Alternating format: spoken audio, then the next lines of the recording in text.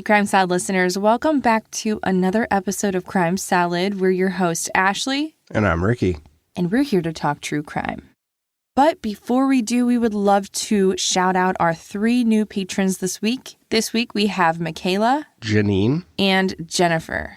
Thank you all so much for supporting Crime Salad. We really appreciate it.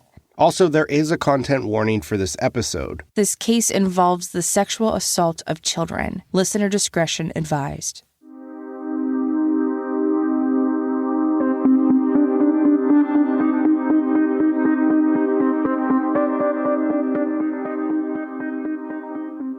So the story of Brittanee Drexel is a tough one because I feel like a lot of us, myself included, can relate. I can even admit my teenage years weren't easy at all, and looking back, along with the rebellious acts and talking back to my parents, I put myself in situations that I look back at now and think, wow, what was I thinking? How did I not get kidnapped? I'm lucky I did not meet up with the wrong person. I mean, the first time Ricky and I met was when I was 16, and I told my parents I was going to bed early, and I jumped out of my bedroom window, and we grabbed coffee at a local restaurant. They never knew. I didn't have a cell phone at the time, so yeah, I could have easily been murdered and my parents would have never known what happened to me. With that being said, Ricky and I would never stand for blaming the victim. The only one here to blame would be the evil monster like the one we're about to talk about in this story who murdered young Brittanee Drexel. All right, enough of that. Let's get on with the story. It was April of 2019, and 17-year-old high school junior Brittanee Drexel was having a rough year. She lived in a suburb of Rochester, New York with her family, which included her mom, Dawn, her dad, Chad, and her little brother and little sister. Born to teenage parents, as an infant, she was abandoned by her biological father, only to be adopted as a toddler by her stepfather, Chad Drexel. And by all accounts, the two were extremely close. He was her real dad in every way that mattered. In fact, he was the parent Brittanee felt the closest to. So when her parents separated the year prior, she was having a very difficult time adjusting to her new normal. She missed having her father in the house, which was her childhood home, a home that she would soon be losing because the Drexel family home was in foreclosure. She would soon be moving to an apartment with her mother and 2 younger siblings. And all of those changes had destabilized Brittanee at a time in her life when she was already facing the normal challenges teens experience on their way to adulthood. Brittanee was so off balance, she no longer cared about the things that were previously important to her. According to her friends and her family, she was very creative and wanted to be either a cosmetologist or a nurse. In fact, she was known to give all of her friends and family haircuts, which they said were better than anything they could get in a salon. But her dreams were on hold, and she tried to deal with her abyss of emotions. She was suddenly having a hard time concentrating in classes, and as a result, her grades had begun slipping. It was said she was also acting out by ignoring rules, staying out late, and talking back to her mom. Her parents' divorce was affected in every aspect of her life, including her relationship with her boyfriend, John Greco. The two had been dating on and off for 2 years and recently had begun fighting and arguing over the smallest of things. On 2 occasions, she and John broke up, which sent Brittanee spiraling into feelings of hopelessness. And as a result, both times she had overdosed on her mother's pain medication, only to immediately regret her impulsive decision, which would send her to the hospital to have her stomach pumped. By all accounts, Brittanee was acting out in self-destructive ways. So in April of 2009, when Brittanee asked her mother if she could go 800 miles away for a spring break vacation, her mother immediately said no. While Dawn Drexel's reasoning was sound, it just didn't make sense to Brittanee. Dawn told her daughter that the matter would also have to be discussed with her father.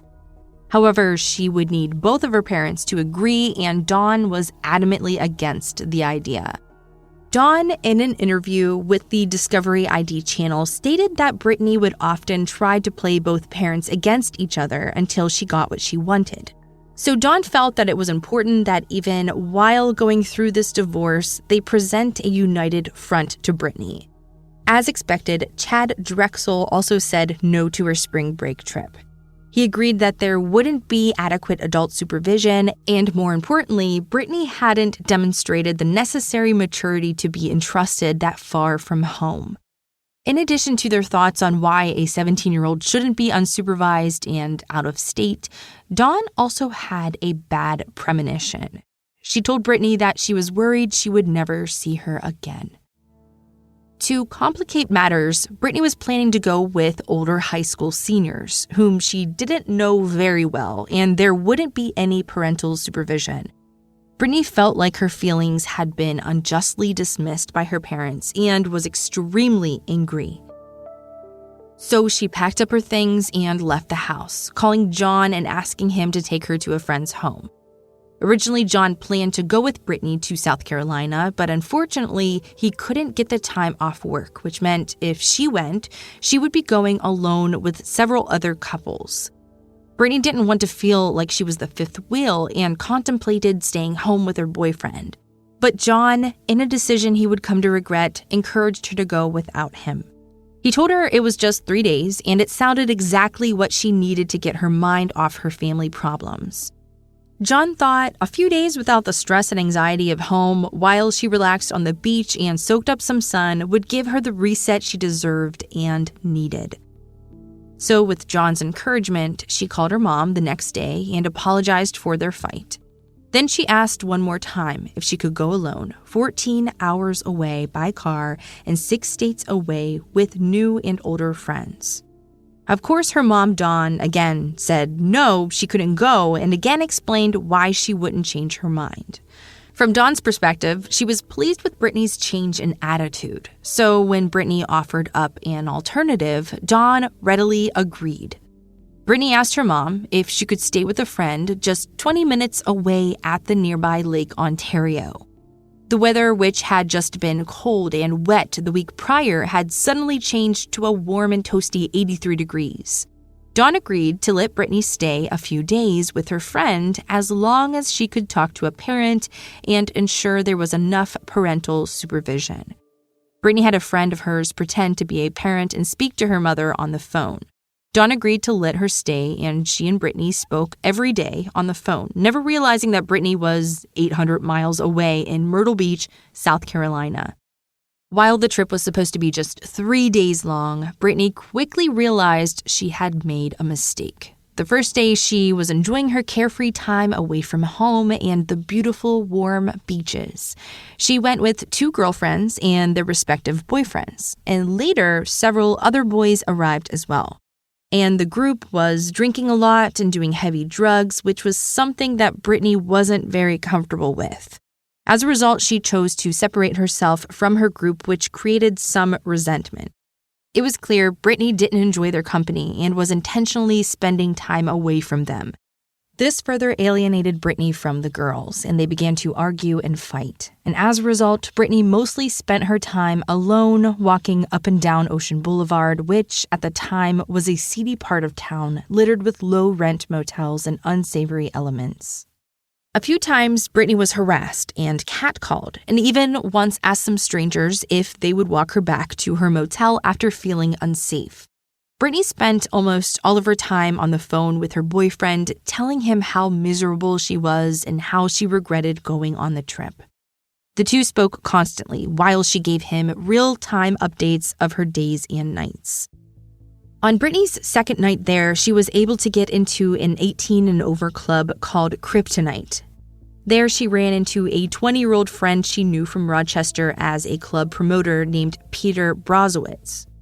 Peter was staying at the Blue Water Resort. It was located 1.5 miles away from where she was staying at the Bar Harbor Motel.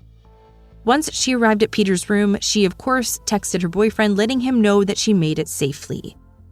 Earlier in the day, one of the girls she was staying with, Jennifer, lent Brittanee a pair of shorts. And as soon as Brittanee arrived at Peter's room, Jennifer changed her mind and demanded that Brittanee come all the way back and return the shorts.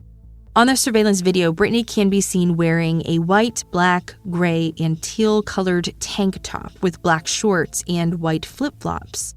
There were surveillance cameras that caught Brittanee leaving Peter's motel at 8:48 p.m. Outside of the motel, there was also a camera that caught Brittanee walking back up the strip towards Bar Harbor. Brittanee texted her boyfriend and again told him she was having a terrible time and couldn't wait to leave for home the next day. She told him that she was heading back to the Bar Harbor motel and planned to stay in for the rest of the night and pack her things. John didn't want Jennifer to ruin her last night of vacation and suggested that she go out and try to have some fun. That text was sent at 9:00 p.m. and it went unanswered. 10 minutes later, John began texting her back and asking why she was staying in and trying to cheer her up. All of those texts went unanswered too.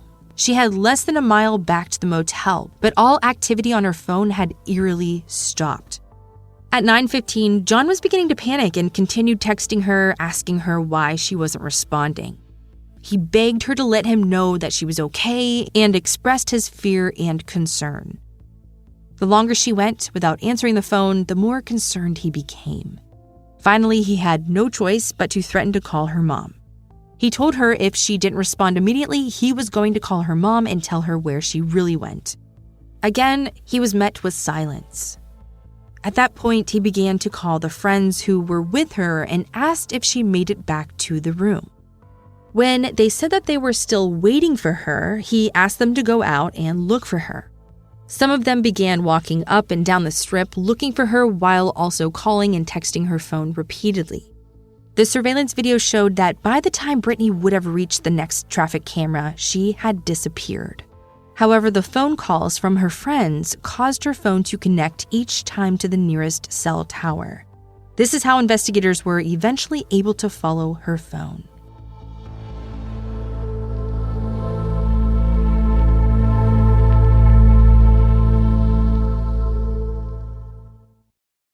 Brittanee's phone told a story that didn't make sense.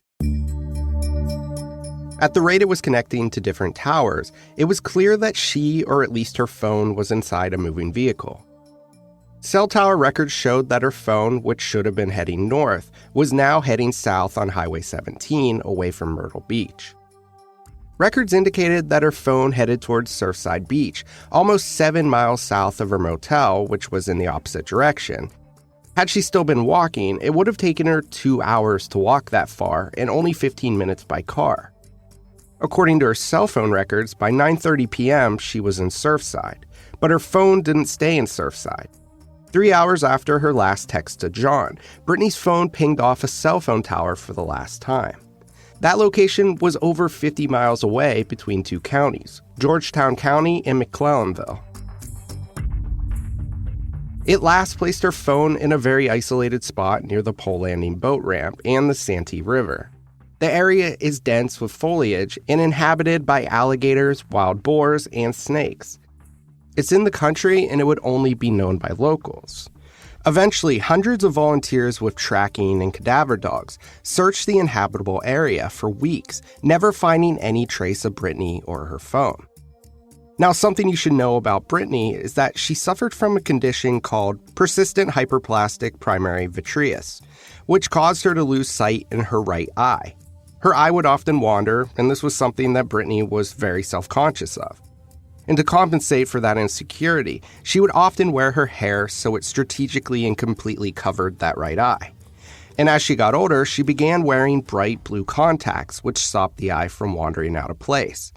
In fact, photos of her from her missing persons poster often showed Brittanee's signature bright blue colored eyes and hair casually draped over the affected eye.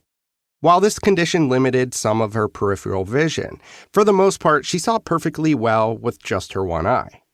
In fact, she was a star soccer player on her high school team and was incredibly fast. She was also very small in stature, just around 5 feet tall and 100 pounds.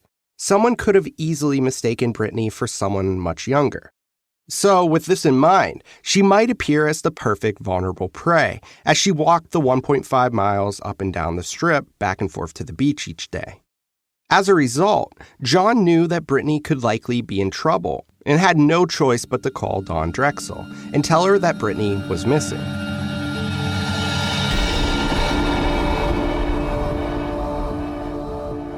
Dawn had talked to Brittanee earlier in the day, and she told her mom and younger sister that she was having a great time. She was going to stay in and watch movies, and she told her mom that she loved her and would see her the next day. So Dawn had a hard time reconciling the fact that Brittanee was 14 hours away instead of 20 minutes away. She immediately called the Rochester Police Department, but they could do nothing. In fact, at first they believed that Brittanee had run away and would likely return when she was no longer mad. This incensed Dawn, who was told nearly the same thing by the Myrtle Beach Police Department. So the next day, Dawn, her parents, two of Brittanee's friends, and John Greco all headed to Myrtle Beach to look for Brittanee. As far as John knew, Peter Brozowitz was the last person to see Brittanee before she disappeared. Peter quickly rose to the top of the suspect list because he and his friends inexplicably checked out of their motel that night at 2 a.m. and headed home to Rochester. Once Peter arrived back in Rochester, he agreed to speak with police, but only with his attorney present. He insisted on having an attorney due to what he called repetitive questioning. But with video surveillance and Brittanee's cell phone records, police were able to rule him and his friends out as suspects. However, Brittanee's father felt like Peter had more information than he was sharing. He thought perhaps Brittanee was lured to Myrtle Beach with the promise of a modeling job or promotion job, possibly arranged by Peter. Otherwise, he couldn't understand why Brittanee would defy both her parents and head somewhere they specifically told her she wasn't allowed to go.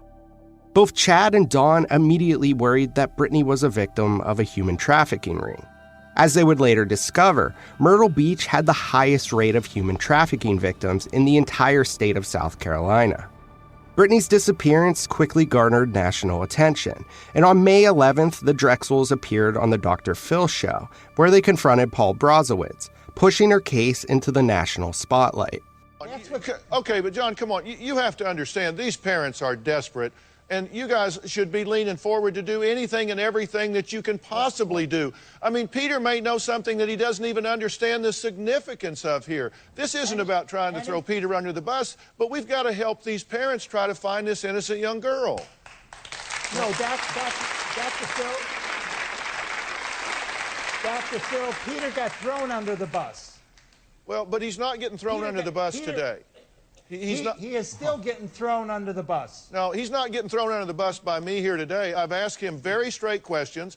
There has been no innuendo here. I asked him what he wanted to say to set the record straight. I've given him and you the opportunity to talk. So don't say I've thrown him under the bus, because I certainly have not. What I have to say is that when I was accused, not accused, but person of interest, there should be no reason whatsoever for me to be automatically thrown under the bus like that. That's being thrown under the bus, if you ask me. Mm-hmm.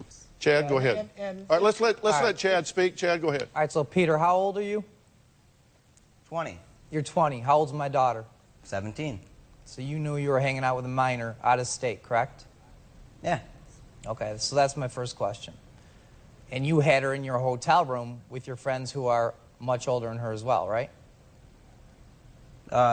One was 19, another one was 20. Right, and so my point here is, you said you knew that the atmosphere down there was not safe, correct? Correct. So why didn't you step up and say, it doesn't matter, Brittanee, let me take you so-and-so. I can hear that you had an argument with John. Why? Okay, first of all, it's because I'm on spring break. I'm not there to babysit anybody. I don't know Brittanee like that, but as I know, she was down there with how many other friends? She was at 2 different hotels. I don't know what they did the whole week. Peter, you're throwing yourself under the bus. You're throwing yourself under. Peter did eventually tell Chad Drexel that he offered Brittanee a ride back to her motel, but she declined. He also allegedly told her the drag was unsafe, but she insisted she had been walking it all week and would be perfectly fine. However, with what we find out later, it's more likely that Peter only said he offered to give her a ride to make himself look better.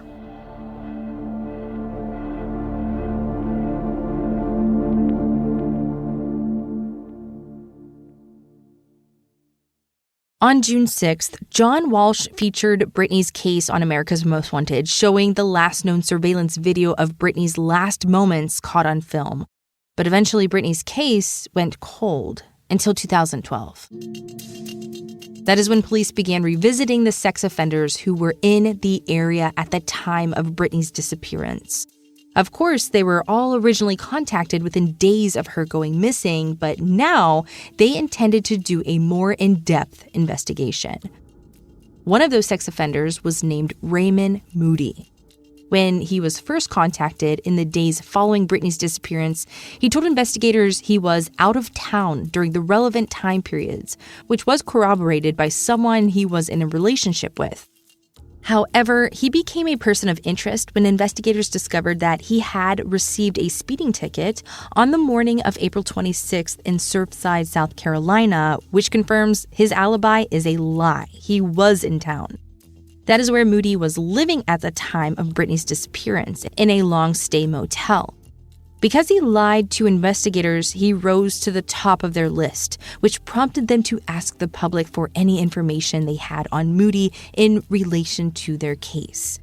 South Carolina law enforcement also sent a forensics team into his former motel room at the Sunset Lodge, where he was living at the time. Investigators collected bags of evidence, including carpet samples, which testing indicated was presumptive positive for human blood. Investigators learned that Moody had a criminal history in California where he served just 21 years of his 42-year sentence for kidnapping and sexually assaulting 7 girls. While the sick individual preferred young children, he was a predator of opportunity and was known on occasion to assault older women, even in their 20s, especially if they looked younger. One of those assault victims from his California case was Carrie Harding, who was just 8 years old at the time she was kidnapped and assaulted by Moody. When he became a suspect in Brittaney's disappearance in 2012, Hardy contacted Myrtle Beach police as well as the press to let them know what kind of man they were dealing with.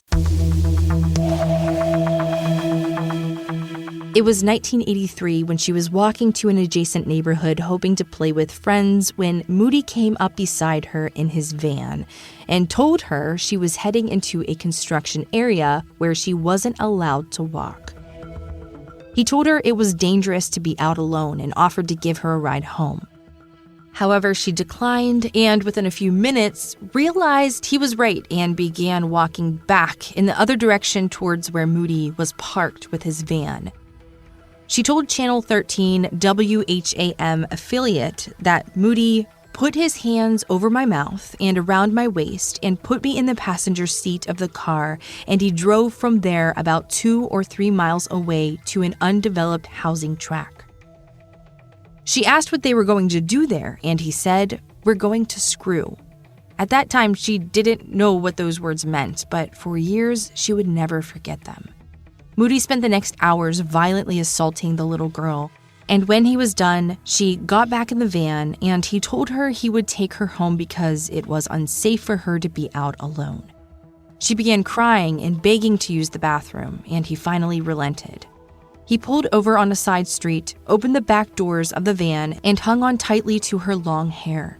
He told her not to make any noise and to pee in the street. When she looked down, there was a pool of blood falling to the ground, which made her scream. In that second, he let go of her hair for a moment, and that is when she made her escape and ran to safety. A few days later, she remembered a sticker he had on the back window of the van.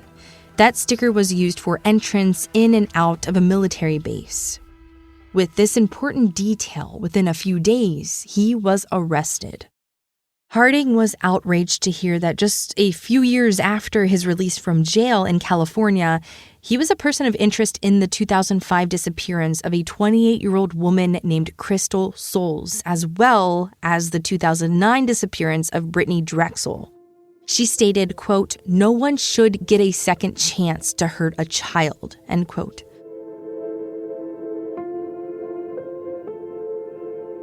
Moody was paroled after only serving half of his sentence in 2004 to his hometown of Georgetown, South Carolina. Eventually, due to a lack of evidence, Moody was never arrested. However, investigators officially declared Brittanee as dead, believing that Brittanee was kidnapped as she was walking along the Myrtle Beach Strip alone, where she was held against her will for an indeterminate period of time, sexually assaulted, and then killed. Moody remained the only viable suspect in Brittanee's disappearance until 2006. Early in June of 2010, a 37-year-old man named Timothy Deshaun Taylor was arrested and accused of trying to kidnap a 20-year-old woman in Myrtle Beach. That woman claimed 2 men jumped out of the van and tried to abduct her. She elbowed one of the men in the face and then escaped. Police thought this attempted abduction could be related to Brittanee's case, but again, there wasn't enough evidence to lead to an arrest, and eventually, Timothy Taylor went to prison on unrelated drug charges. And then, in 2016, FBI got involved in Brittanee's case, believing it could be related to human sex trafficking. They got a shocking tip from a jailhouse informant who confessed that he was friends with Timothy Taylor's son in 2009. At the time, his son, who went by Deshaun, was only 16 years old, and in 2016, Deshaun was arrested in an armed robbery where he was the getaway driver. And the informant who was confessing was named Tyquan Brown. He was serving a 25-year sentence for involuntary manslaughter in a different case. He told authorities he was present during the final terrifying moments of Brittanee's life. He told FBI agent Garrick Muniz that he visited the Taylor residence, which was a drug stash house in the McClellanville area, which was one of the overlapping counties where Brittanee's phone last pinged. The informant told the FBI that he saw Deshaun Taylor, who was just 16 years old at the time, sexually abusing Brittanee Drexel. He said that they were tricking her out in a, quote, human trafficking situation, end quote. The informant stated that there was a line of men waiting to abuse her, but as he was in the backyard giving Deshaun's father some money, he saw Brittanee make an escape attempt by running out the back door. Eventually, several men caught up with her and pistol whipped her, dragging her back into the house. And a few minutes later, he heard gunshots and then saw the men carry out a rolled-up rug with presumably Brittanee's body inside. The informant said that the men disposed of Brittanee's body in a nearby well-known alligator pit. And so when the FBI told the Drexel family what they believe happened to Brittanee, they were devastated. Agents told them that they believed that Brittanee was dead after being held for days against her will before she was eventually murdered. Chad Drexel told reporters that, quote, "These last 2 days since we got the news have been an emotional roller coaster. As a father, I have a sense of duty to protect my children, but in this case, I can't. Brittanee is my heart. She was my right hand. Please help us find our daughter's killer or killers. All I want is justice for my daughter, Brittanee. I'm begging anyone out there who knows who killed our daughter to please help us bring her remains back home to her family," end quote. Eventually, Deshaun Jr. was given a polygraph test where he failed every answer, including when asked for his own name.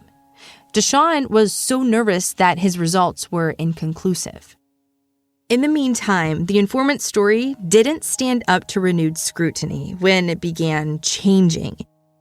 In Tyquan's next version, he said that Brittanee was killed days later because the press surrounding her kidnapping, and not killed in an escape attempt. The details were inconsistent with Deshaun's school records, proving he couldn't have been involved. While Deshaun was officially named a suspect in 2016 due to conflicting evidence, he was eventually removed from the suspect list, which makes the details they shared with the Drexel family extraordinarily cruel, especially because none of it turns out to be true. It was just a jailhouse informant hoping to get some time knocked off his sentence. Authorities were embarrassed and would later find themselves on the end of a lawsuit for malicious prosecution from the Taylor family. In April of 2019, the FBI offered a $25,000 reward for any information that might lead to the arrest and conviction of a suspect in Brittanee's case.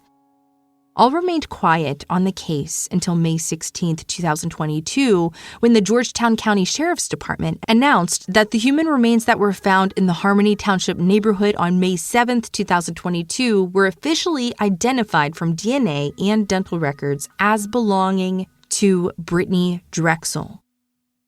Brittanee's remains were found on property currently owned by Raymond Moody, who was initially being held on obstruction of justice charges stemming from his interview in the days following Brittanee's disappearance when he said that he was out of town at the time of her abduction. Within days, police had increased the charges to kidnapping, sexual assault, and manual strangulation. Police believe when he got his speeding ticket that day after Brittanee's disappearance, he was just coming back from burying her body. When Carrie Harding heard that Moody was arrested for Brittanee's murder, she was devastated. She gave details of her abduction to law enforcement back in 2012 and worried about all the women and children he may have harmed in the years he was allowed to remain free. Harding told the press that, "You know when you're the sixth of 7 girls, what you know for sure is that he's never going to stop doing this."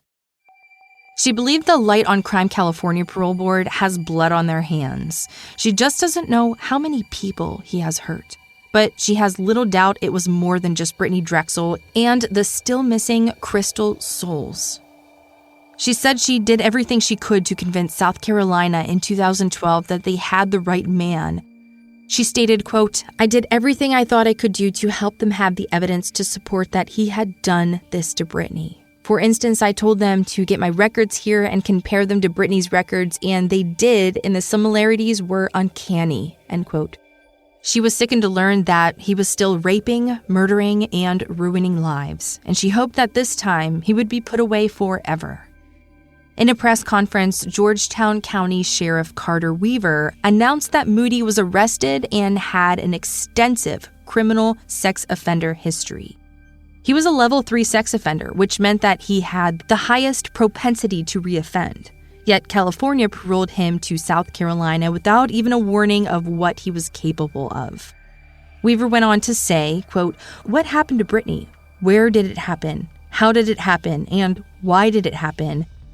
The why may never be known or understood, but today, this task force can confidently and without hesitation answer the rest of those questions along with who is responsible." Moody is now facing charges of murder, kidnapping, and first-degree criminal sexual conduct. Brittanee's parents are now hoping to find justice for their daughter. Her father, Chad Drexel, said that he is hoping that Moody will get the death penalty. He said, "I am an eye for an eye kind of guy. He's going to have to answer someone," end quote.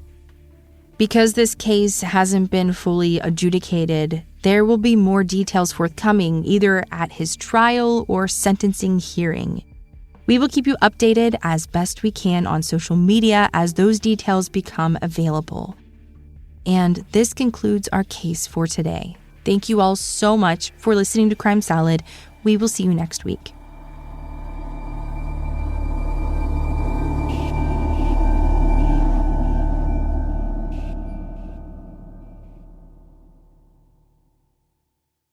Crime Salad is a Weird Salad production. Are you kidding me? That was perfect.